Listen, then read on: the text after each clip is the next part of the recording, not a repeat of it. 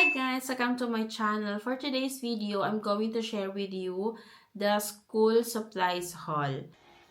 So guys, I want to share with you guys kung paano ko siya ililabel yung name ni Kel sa mga school materials niya, like that, sa mga pencil, eraser, and all. So ginagamitan ko lang siya guys nito mini label print para hindi na hassle para sa akin para magsulat ng name niya, since hindi naman ganun talaga kaganda yung handwriting ko. So, kinoconnect ko lang siya dito sa cellphone guys, and then magko-connect na yan siya dito through Bluetooth. Yun lang. So, I made it like this. Mahaba na to guys. Ito, mahaba na. And then, meron pa dito. Kasi lahat daw guys ng pencils, crayons ng mga bata is kailangan daw ng may label. Guys, ipiprint ko lang siya. Yan. And then, printing na. Tapos, mugawas na siya diri guys. Ano na siya? Mugawas na siya. 10 copies. Gina-10 ko lang yung copies guys kay para dili masayang. So, yun. So, later, ipakita ko na lang sa inyo guys yung finished product ng mga pencils niya. So, yun lang.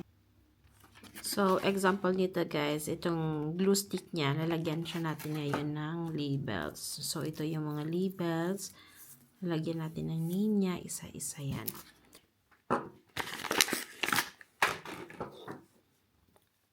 So, this one, lalagyan natin ng names.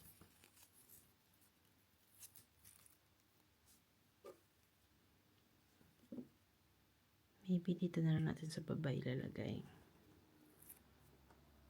Yan, that's it. So, diba, ang easy lang. So, madali na siyang gagamitin. So,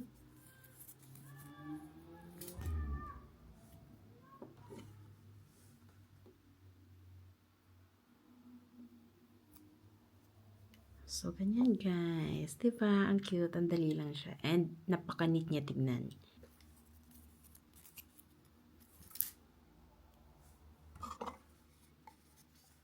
So, dito natin ilagay sa gitna also. Ganyan. Diba? Ang galing. So, hindi ko na siya iisa-isahin sa inyo. Papakita ko nyo sa inyo yung lahat ng materials na nalagyan na ng name. Okay? So, see you guys later.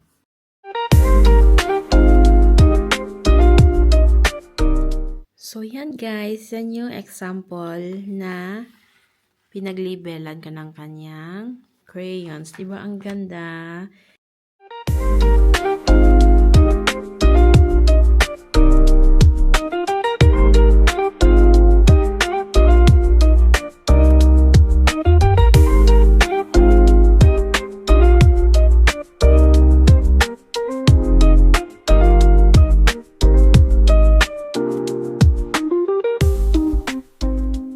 So, ito na po yung mga gamit ni Ezekiel.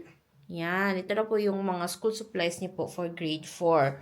So, i-haul ko na lang din po ng mabilisan, guys. So, these are the folders of Kel with the different colors.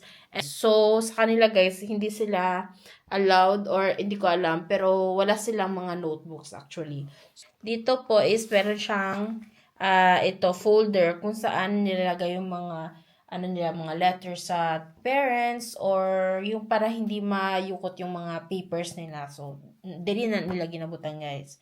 And then, after that, they have also this one. These are double-ended felt tip pens. So, dito guys, nalagyan ko na dito ng label. Hindi ko na lang kinuha sa loob. Pero yes, meron po yung mga name tags like this. So, nilagyan ko na po ng name. And then, of course, ang kanyang pencil case, paintbrush, meron na po din yung corresponding na mga names. Name tags na po yan lahat, isa-isa. With the numbers na yung kailangan lang nila sa school din.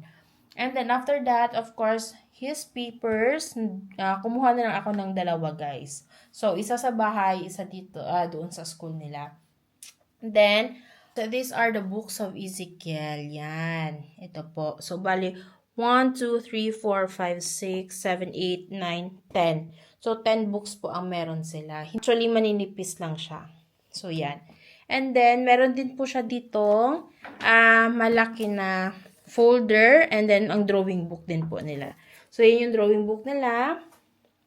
Here's, oil pastels. This one also, kailangan na nila yan sa school, guys. 30 centimeters na ruler and then 15 centimeters na ruler po. Erasable pen din po. Nire-require din po silang erasable pen. Pencils. Ang pencils niya, guys, binili ko pa yan, guys, doon sa Philippines. So, meron pa siyang extra, kaya yan na lang muna ang ginamit ko. This is the jumbo size. Here is the regular size ng kanyang mga color pencil. Yung ball pen. This is a ball pen niya. And then, meron din po siyang, parang ano siya, ink ba? Na extra ink. So, kung maubos tong ink niya dito sa loob, guys, then we're going to replace this one. Erasers, scissors, pen, and of course, his color water. So, yun lang, guys. Ito lang actually lahat yung mga school supplies na ni-require sa school nila. And then, after nito, i-arrange na namin yung gamit ni Kel. So, yes po, August 18 tomorrow. And tomorrow po is magsa-start na po yung klase nila.